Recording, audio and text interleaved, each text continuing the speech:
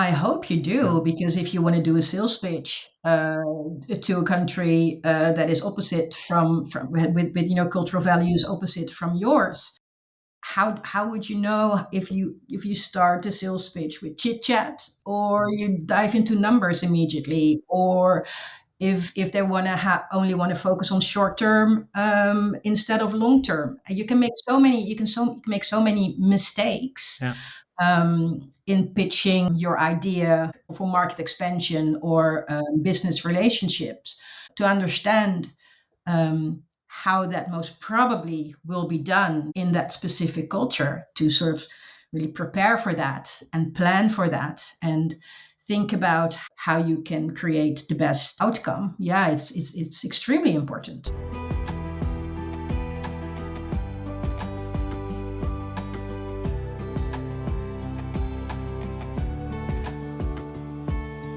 Welcome to Women Disrupting Tech. My name is Dirk-Jan Upkes, and on this podcast I give the women who work in tech the platform they need to inspire and empower each other. Join me on a journey into the world of entrepreneurship, funding, biases and role models to discover the strategies for success in the tech industry. In other words, how women can disrupt tech. Are you ready to listen?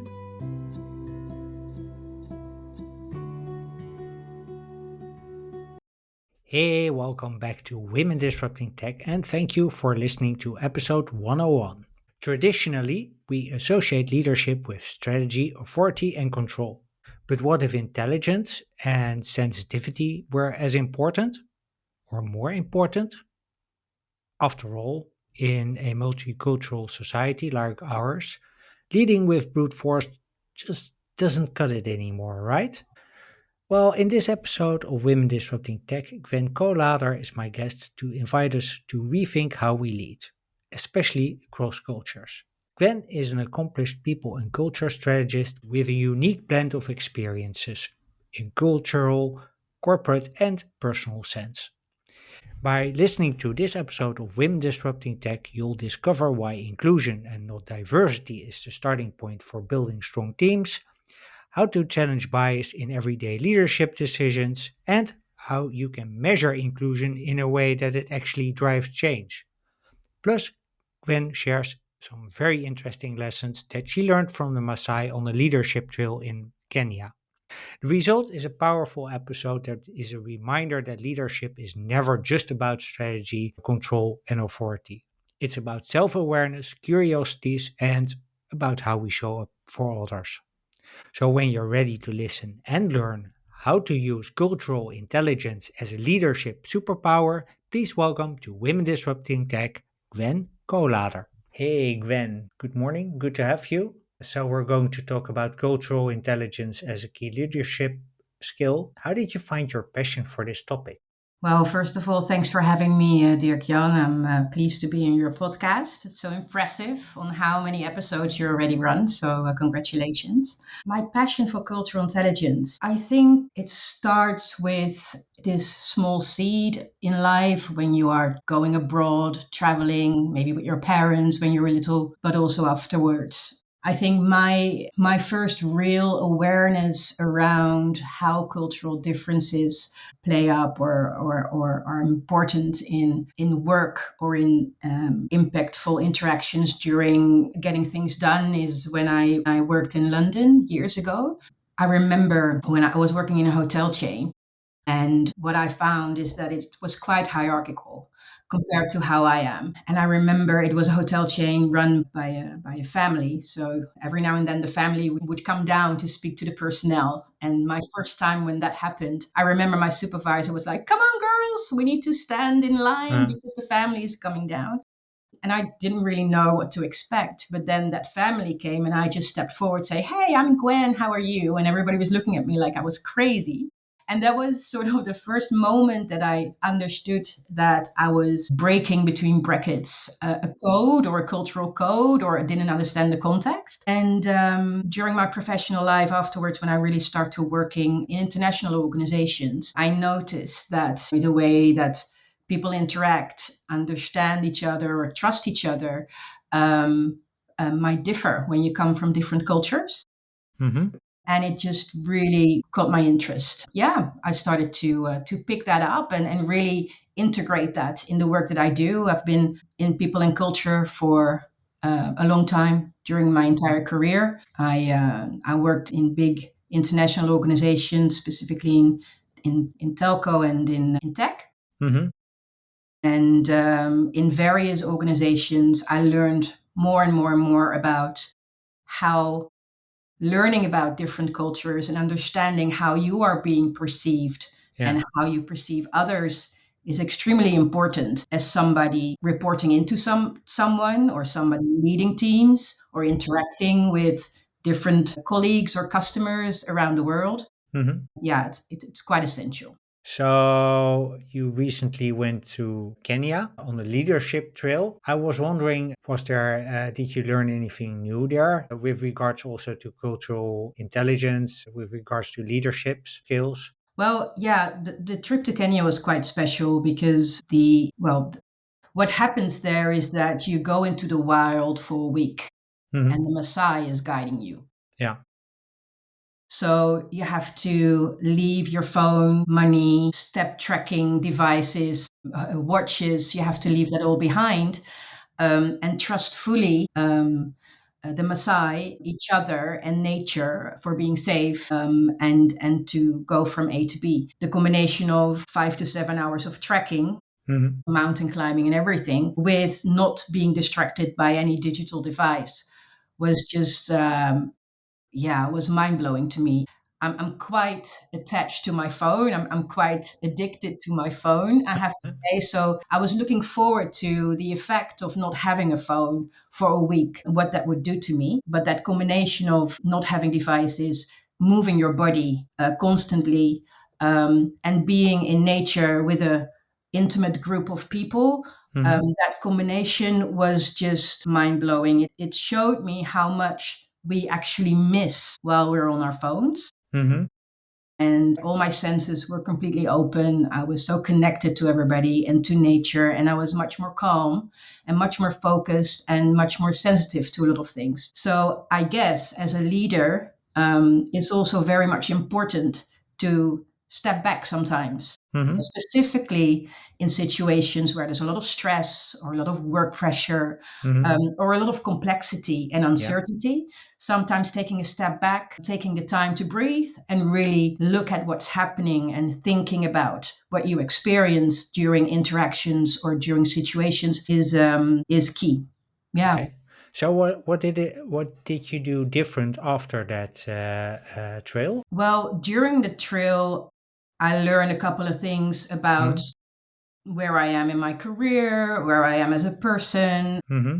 what I sort of reconfirmed what I enjoy in life and what I find important in life. And I think those outcomes have strengthened during that trail. Mm-hmm. I try to be less on my phone, although after 4 days after my return, I was on my phone again. It took me 4 days to really get back into the rhythm of Western life, so to say. But yeah, some habits are hard to beat, and it is just 1 week. And at the same time, I feel that the way that I want to be and stand in life Mm-hmm. really sharpened during that week. So, Okay. So I want to double click a bit on opening your senses, because you described you're there without a phone, without a watch, mm, just looking at nature and the people around you. Take us through how that works on a really on a practical level. Like you get up in the morning. mm. How do you wake up? Do you wake up with sunlight because there's no alarm going on? Yeah, there's no alarm going off. Yeah, so the group is 10 people. Mm-hmm. That is including the leader, and then a group of Maasai people. So the Yeah. group itself is, well, the participants really are 10 people, and then Mm-hmm. with the Maasai together, Yeah. it's almost 20. Yeah, there is no watches. So you wake up when you wake up.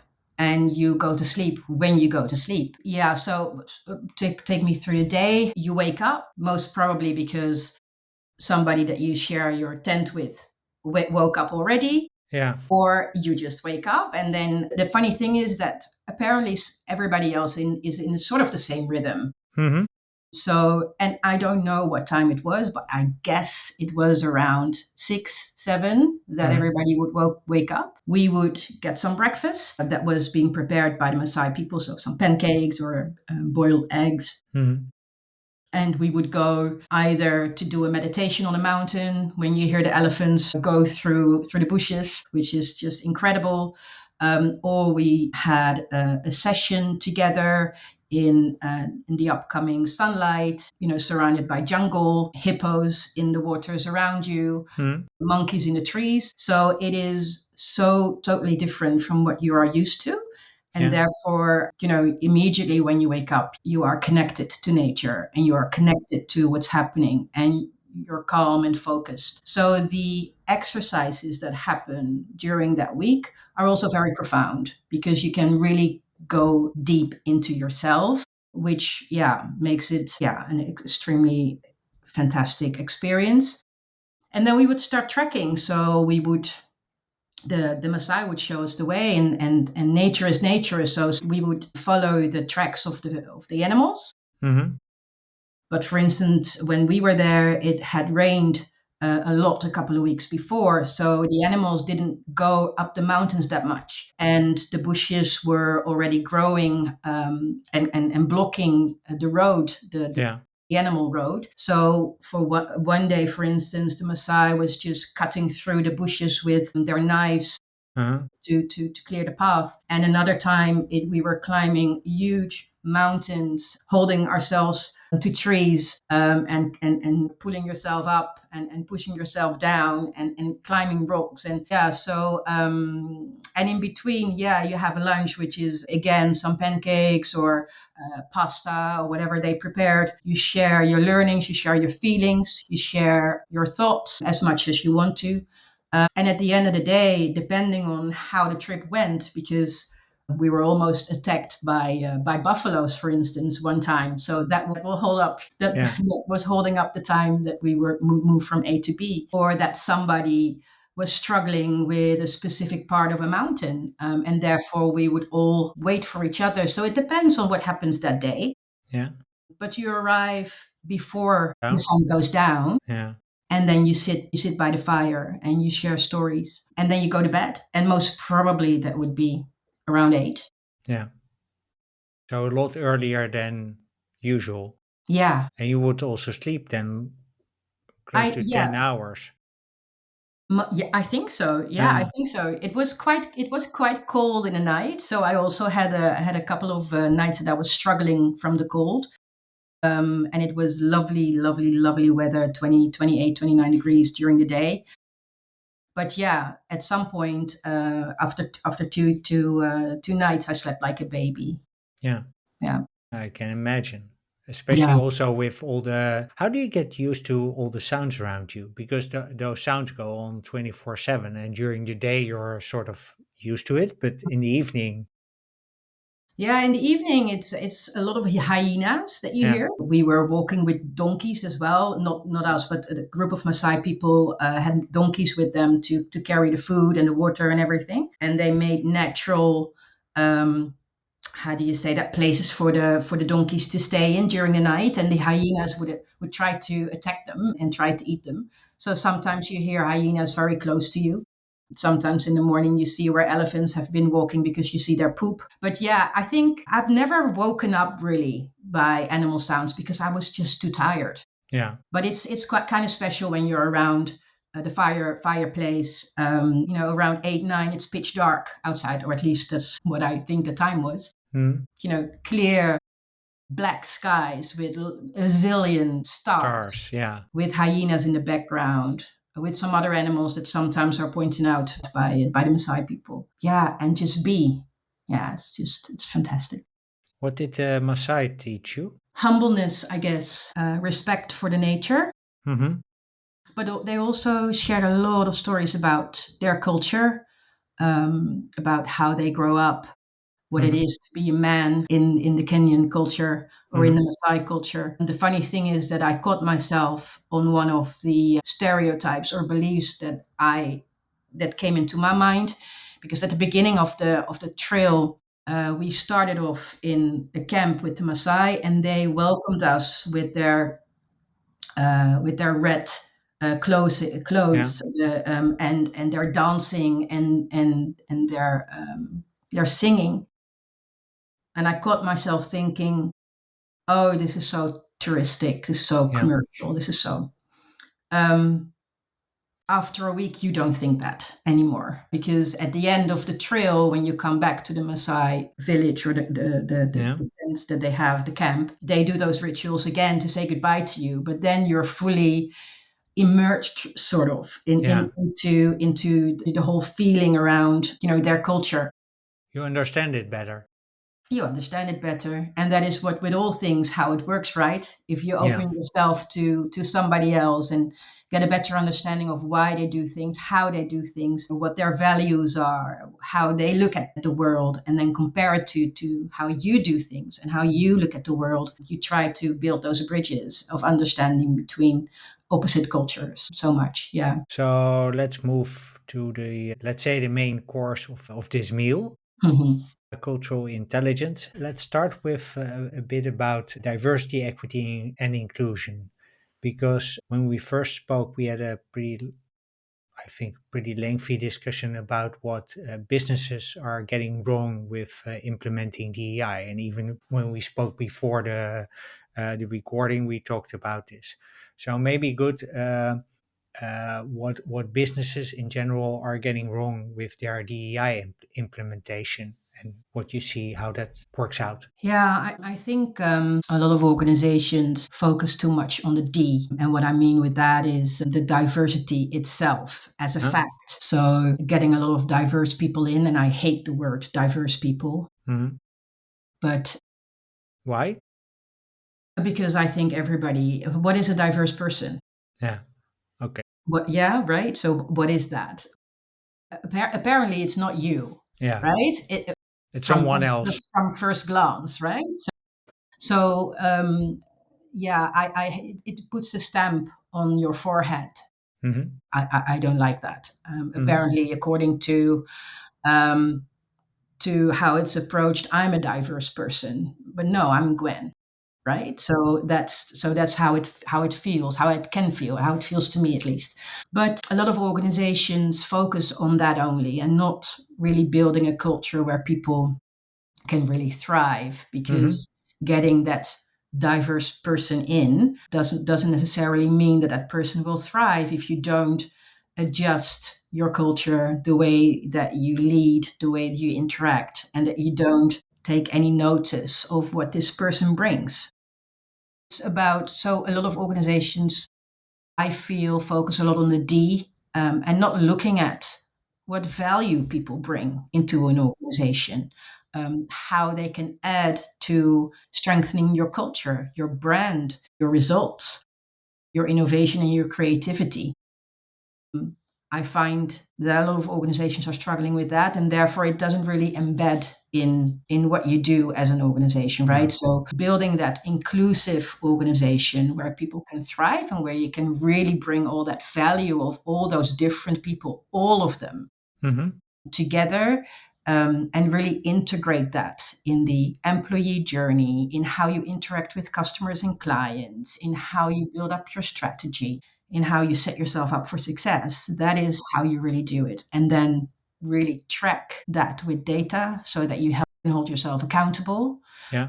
and really create KPIs, and not only diversity KPIs, but also inclusion KPIs. How do you measure inclusion? Well, I try to do this as follows. Diversity KPIs are, for instance, we want to move from 30% of women to 40% of Hmm. women by Yeah. X year, right? Inclusion KPIs are more like, every quarter I speak to somebody that is different from me, right? And we do that. You could do that in an organization by creating a framework for that. So that, for instance, a KPI is for everybody to do that every quarter, to pick out somebody that is different from you in whatever shape or form. So it could be a man talking to a woman, could be someone. a white person talk or a Caucasian person talking to someone with a different ethnicity, could be about religion, about sexual preference, doesn't really matter, right? Absolutely. Yeah, absolutely. Of course, the goal is to get more understanding of one another and an Yeah, understanding of yourself as well, yeah, because those kind of conversations will trigger how you look at people hmm, and how you perceive people. yeah, And that is how you can build bridges, right? okay, So, that is, for instance, an inclusion goal. And that can lead to better engagement, high retention, and those things you can measure. okay. So then this is, let's say, your employee engagement that you regularly measure anyway. At least I Yeah. hope you do. Yeah, yeah, and you can have specific D&I targeted questions in there so that you can have through surveys, you can collect feedback Okay, around. can you give an example of such a question that would Yes, be more on the inclusion part of yeah, the sure. spectrum? Yeah, sure. It depends on what you want to measure in an organization, for instance. But one of the things could be, do you feel safe in your team, Yeah. right? One of the things that I see in surveys that are quite challenging is that it's not specified enough. So sometimes the question is, do you feel safe in this organization, or do you no, do you feel safe with leadership? Yeah, what leadership is that, right? Is that the higher senior C-level leadership, or is Yeah. that your own manager, right? Yeah. So think about that when you create a survey like that, to make sure that what you want to measure, it's actually mentioned like that as well. Yeah. So really If it's make, anonymously, of course. yeah, of course, and gets its own into its own issues because once you get more to the top, the question leadership will often be your own manager instead of, let's say, if you're on the base level of the organization, then yes, it's, you may actually not even talk to those people on a daily basis. Whereas to your manager, I hope you talk on a daily basis. So, one of the things you said in our earlier conversation is that if you build inclusion, diversity will follow. Can you explain how that works, that link, and why diversity? So, you said diversity does not lead to inclusion because you tend to forget all kinds of preconditions that you need. So, how does inclusion then, how does it lead to? Well, yeah, but organizations where people feel that they can be who they are, Mm, where they're seen, heard, and valued, mhm, will attract all kinds of people. So that is sort of simply said why inclusion will attract diversity, or when diversity will follow inclusion and not the other mhm, way around. What you see is where in organizations where there is a high inclusion rate, or mhm, there's a lot of inclusion, you will see that in their brand outings. You will see that in the way that they build a narrative around the organization. You will mhm, see it on Glassdoor. You will see it on how people that leave the organization speak about your organization, or people that are in the organization will speak about your organization. You will see it in initiatives that an organization will take. And all of that will attract people that are looking for organizations where they mhm, can feel safe. mhm, The other way around is also the situation. So if you're in an organization where there is a lot of, well, there's less inclusion, so there's a lot of, for instance, a lot of masculinity, mhm. less inclusive language spoken. There's a high power distance, for instance, so that there's a lot of hierarchy, Okay, yeah. or where there are a lot of employees giving feedback on Glassdoor saying that their feedback has never been heard, never been listened to, Mhm, or that they've been released without explanation, or all sorts of examples where where employees may feel that are not safe, and that mhm. is expressed somewhere, that those are organizations that most probably people will be hesitant to join. So inclusive cultures will attract more diversity because people want to feel safe and want to Yeah. feel seen and heard and valued in organizations, Okay. particularly when you are a person so-called that are of the norm, that is outside the norm or less the norm, where you most probably have to work a little bit harder to get seen, heard, and valued. So if you would join an Why is that organization, still? well, You you think? tell me. Yeah, I think it's so interesting that we don't look at, even though everyone thinks of him or herself as a really rational person who is really data uh, literate and data minded, looking at data to base their decisions on, and then there's a thing like bias where women, as an example, still have to prove themselves, or still, and also still feel that they have to prove themselves. Yeah. So Oh, and why that is? yeah. I think getting out of bias or Mm, challenging your own bias mm, is not as easy for some people as it is for other people, mm, I guess. So what you see is, of course, our brains are wired to to be more open and welcoming to something or someone mm, that is more similar to us, and that has to do with your brain wanting to protect you. yeah. So anything out of the norm as you have been grown up into that norm or with that Mm, norm would be seen very black and white, of course, but would be seen as dangerous. So biases are based on that, right? so how can cultural intelligence then help break that bias? Let me just finish a little bit Yeah. what I was saying. So challenging that sort of automatic response of your brain of rejecting one and accepting the other Hmm. will we'll ask from you to be really focused on that and be Hmm. really mindful of that and really force yourself to step back every now and then to see what kind of decision am I making here? What kind of interaction am I entering myself into? How am I behaving? What are my beliefs? To really see if you're making a decision out of emotion or stereotyping or assumptions, because your brain does that all the time, or if you make a rational decision and really challenge that emotion or really challenge that assumption or stereotyping. Cultural intelligence, to come to your next question. Cultural intelligence is all about that, to really understand your drive for wanting to understand how you are being perceived coming from a specific culture, Hmm. and how you perceive others coming from specific cultures, because we stereotype all the time. Yeah. But is that fair? Is that true? And is that also handy to do? And to understand why your leadership style is not motivating a team that comes from another country, or why the way you greet somebody is being frowned upon by somebody else, right? Very interesting situations to step back and really look at what's happening, Yeah.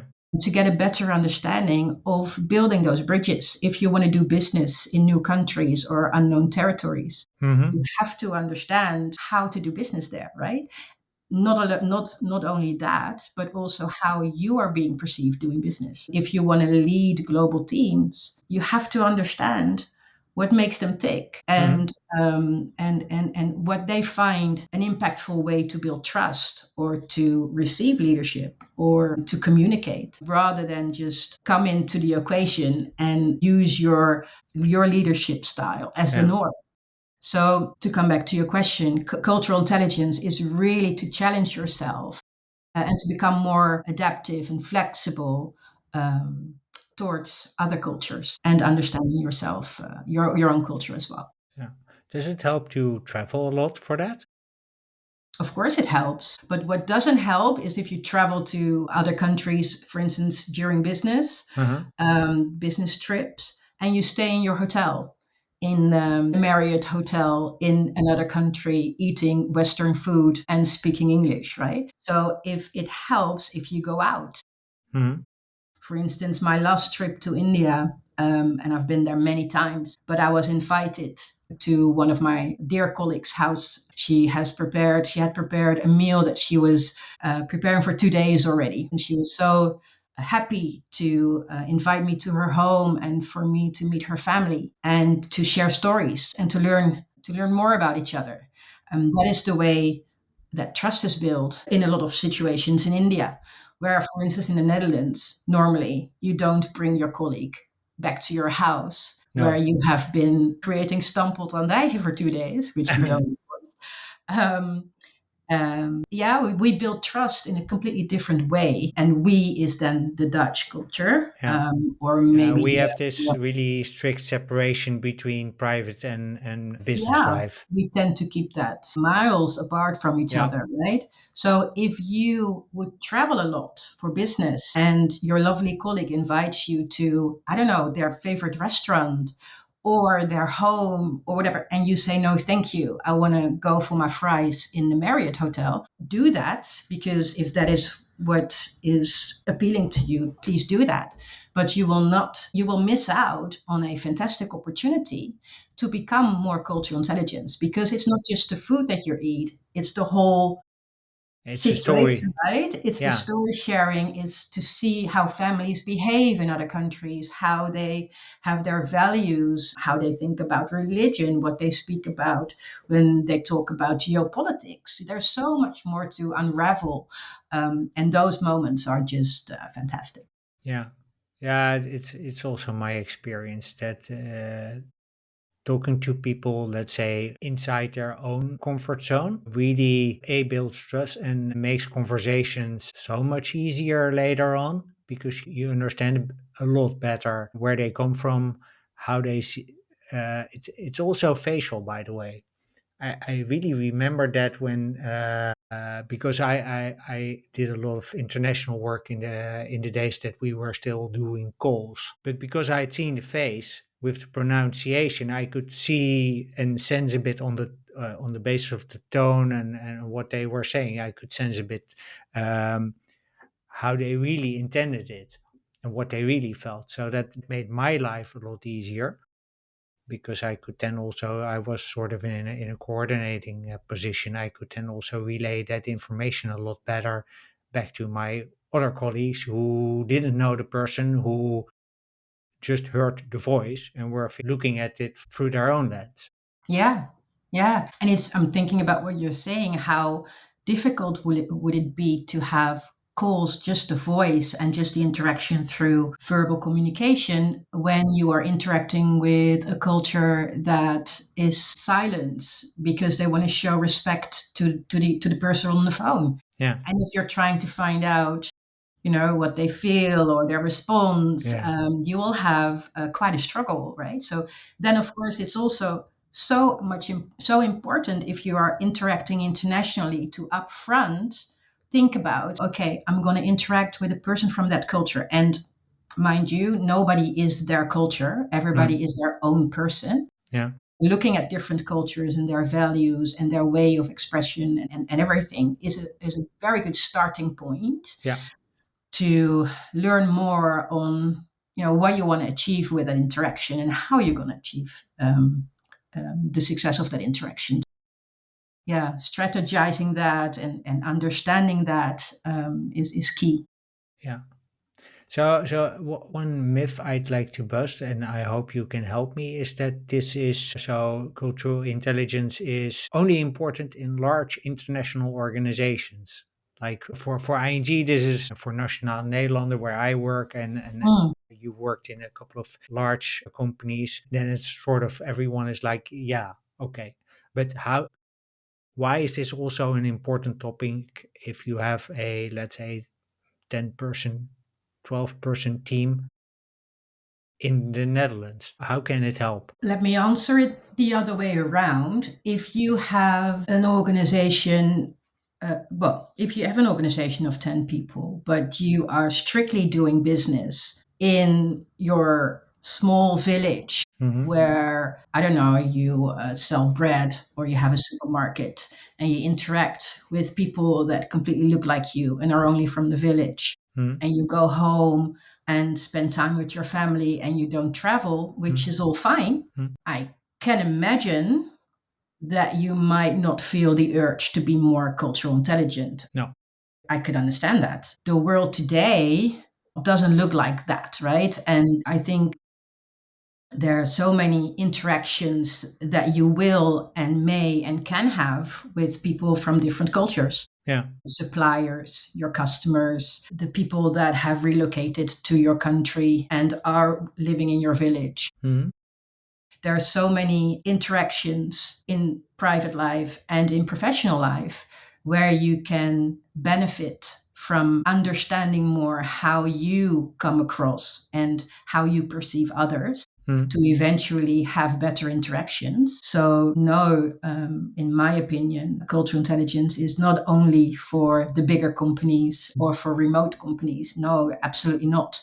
But yeah, it's all about the drive that you have Hmm. in becoming more cultural intelligence, and the drive and the urgency that an organization has to become more cultural intelligence whether you're going to be successful or not. Yeah. So, and if you want to be a startup with a worldwide impact, then yeah, you will need at some point to become cultural intelligent. I hope you Yeah. do, because if you want to do a sales pitch to a country that is opposite from with cultural Mm. values opposite from yours, how would you know if you start a sales pitch with chit chat, Yeah. or you dive into numbers immediately, or if they want to only want to focus on short term instead of long term. You Yeah. can make so many you can make so many mistakes Yeah. in pitching your idea or building a relationship for market expansion or business relationships. um, yeah, to understand how that most probably will be done in that specific culture, to sort of really prepare for that and plan for that and think about how you can create the best outcome. Yeah, it's extremely important. Yeah. Does it also lead to personal growth? I think the answer is yes, but curious Why do what you you've. think the answer is yes? Well, just traveling and learning about new cultures to me made it makes it a lot easier to have a slightly different lens on the whole immigration problem. Why is that toxic? What do you mean with? Politically sensitive, let's call it that. But I don't really understand why people are so extremely opposed to having these asylum seekers in their cities, in their villages, because my experience is that 9 out of 10 cases it only enriches life, and really really worst case it will bring you another kitchen in terms of food. But that's the worst case scenario, let's say.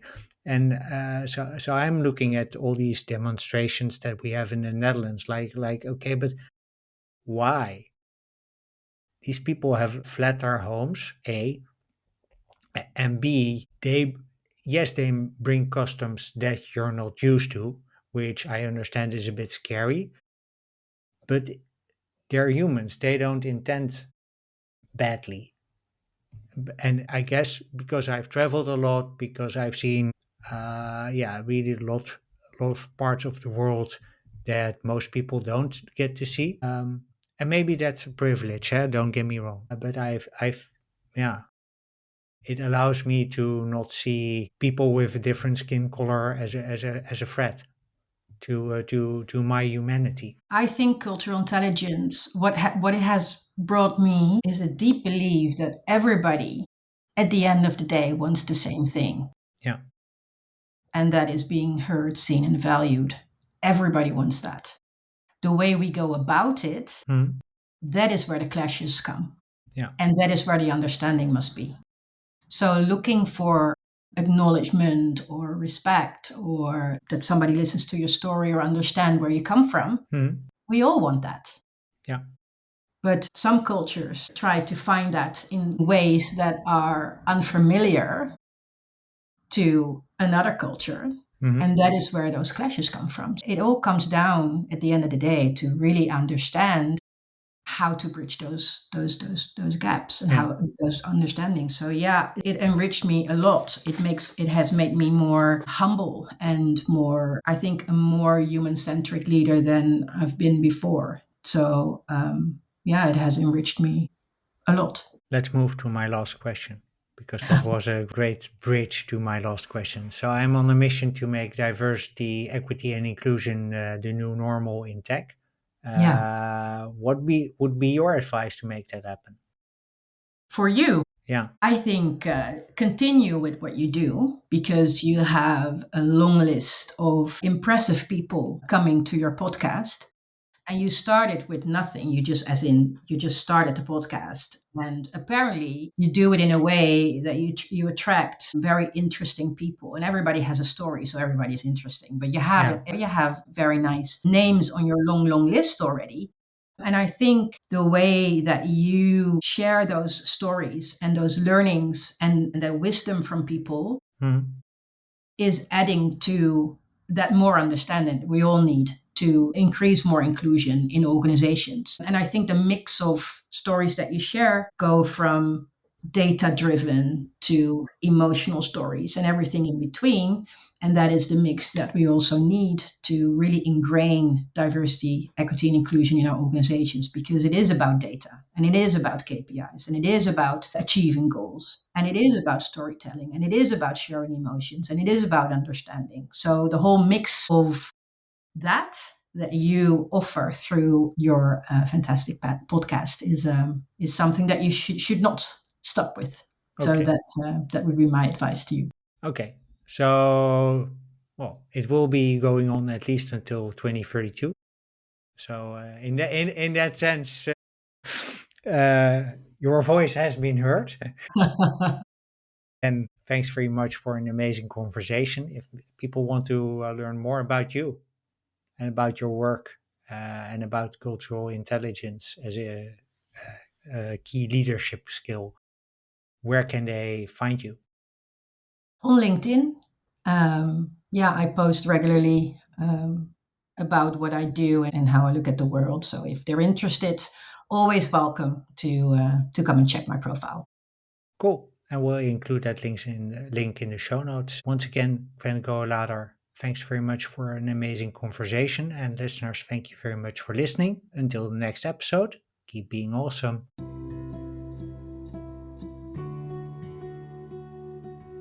So that's a wrap of episode 101 of Women Disrupting Tech with Gwen Kolader on how to use cultural intelligence as a leadership superpower. Gwen and I hope that you've enjoyed our conversation as much as we did. And if you'd like to learn more about or connect with Gwen, please check out the show notes for a link. As usual, you can find the show notes at Women Disrupting Tech, all one word, .blog. When you've enjoyed listening to this episode, please follow the podcast on Spotify, Apple, Amazon, or YouTube. Following Women Disrupting Tech is a great zero-cost way to support Gwen and my other guests in making inclusion in tech the new normal by the end of 2032. You can also follow us on social media. On LinkedIn and Instagram, you'll find us under @The True Story Company, and on YouTube and Substack, we're @Women Disrupting Tech.